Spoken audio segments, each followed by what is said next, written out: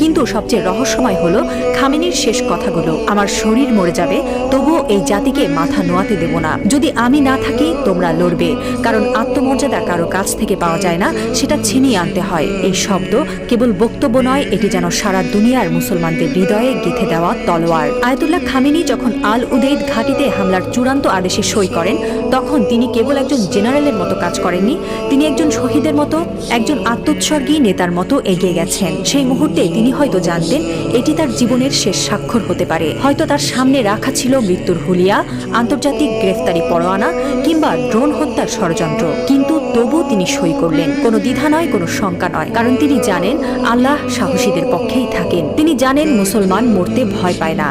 যারা আল্লাহর পক্ষে থাকেন তারা জানে মৃত্যু মানেই পরাজয় নয়, বরং আত্মত্যাগী বিজয়ের শুরু। এই একজন মানুষ এখন আর কেবল ইরানের নেতা নন, তিনি হয়ে উঠছেন সারা বিশ্বের মুসলিম উম্মার প্রতীক। একজন বিশ্বাসী, একজন অটল মুজাহিদ, একজন সাহসী পিতার মতো তিনি বলছেন, আমি থাকি বা না থাকি তোমরা লড়বে। হ্যাঁ মুসলিম উম্মাহ, তোমরা মাথা নিচু করো না। লা ইলাহা ইল্লাল্লাহ, আল্লাহ ছাড়া আর কোনো ইলাহ নেই।